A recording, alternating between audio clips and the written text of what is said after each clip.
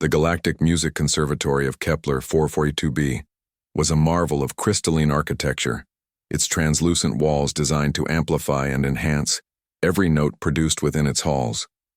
For 3 centuries, it had been the undisputed center of musical excellence in the known galaxy, where only the most gifted species were invited to perform. Today, however, the assembled audience of Zeltharian maestros, Quantec harmonizers, and Vorthon throat singers were not here to celebrate. They were here to witness what they considered an elaborate joke.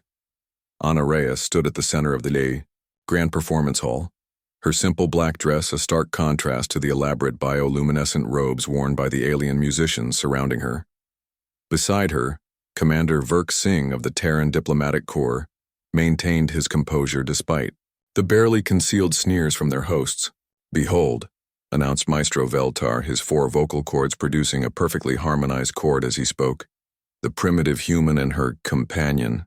They claim their species possesses musical ability worthy of our conservatory." Ripples of what could only be described as laughter emanated from the crowd. The Zeltharians' crystalline bodies chimed like wind chimes, while the Quantecs emitted a series of electronic chirps that somehow conveyed amusement. "Perhaps," continued Veltar, his massive form towering over the humans, "we should first demonstrate what true music sounds like, so you may understand the depth of your inadequacy." Without further ceremony, the alien choir began their performance.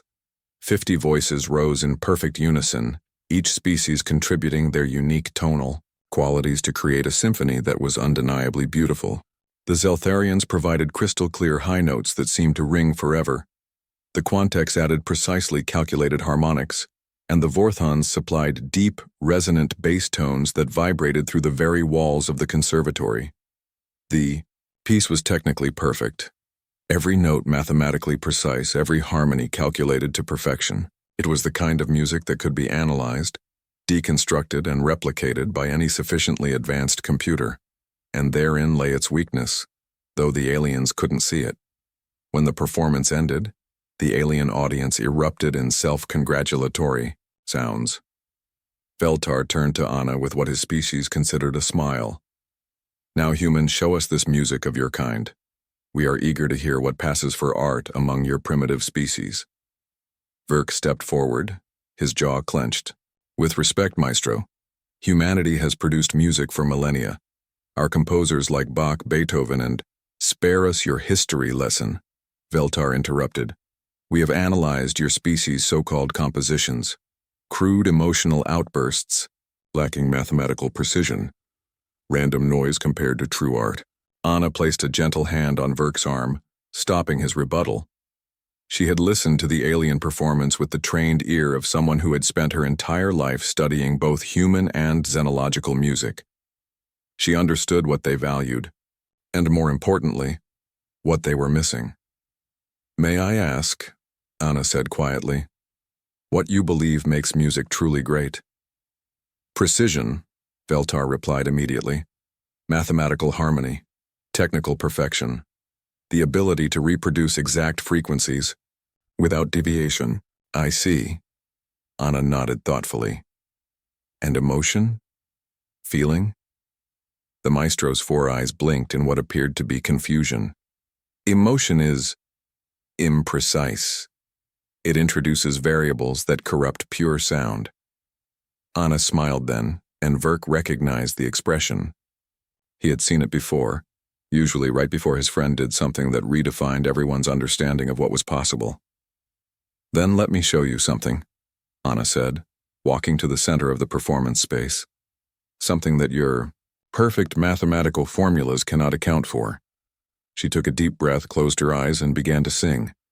It started as a single, pure note, nothing remarkable by alien standards. Humans, after all, had limited vocal range compared to most galactic species. But as the note continued, something began to change. The sound wasn't just coming from Ana's throat. It was coming from her entire being. Every cell in her body seemed to vibrate with the music, and that vibration began to resonate with something fundamental in the universe itself. The note shifted, not in pitch, but in essence. It carried within it the weight of human history. Every lullaby sung to a frightened child, Every song of celebration, every funeral dirge, every love ballad whispered in the dark. It contained the defiance of slaves singing spirituals, the hope of soldiers humming as they marched, the joy of children discovering music for the first time. The alien audience fell silent. This wasn't technical perfection. It was something far more dangerous. It was truth. Anna's voice began to climb. Still that single note, but now it carried harmonics that no instrument could produce. These weren't mathematical overtones, but emotional ones. The sound of a mother's heartbeat to her unborn child. The rhythm of waves against every shore on earth. The whisper of wind through wheat fields and the roar of crowds celebrating victory against impossible odds. The crystalline walls of the conservatory began to vibrate. Veltar stepped back, his 4 vocal cords trembling. This was wrong. Music was supposed to be controlled, measured, predictable. But this human's voice was tapping into something primal, something that existed before mathematics, before science, before their perfectly ordered galactic civilization. Anna's note reached its crescendo, and in that moment, every being in the hall felt something they had long forgotten.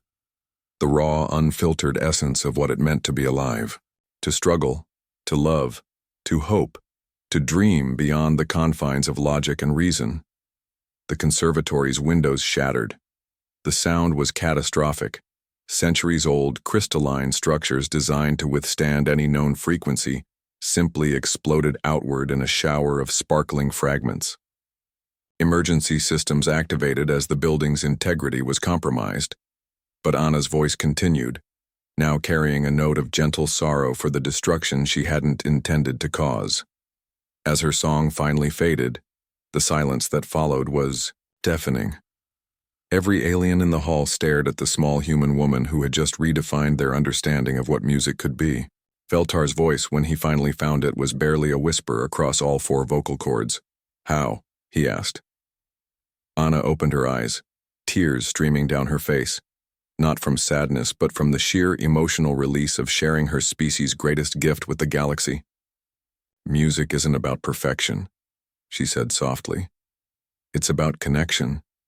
It's about taking all the pain and beauty and chaos of existence and somehow making sense of it, even if just for a moment.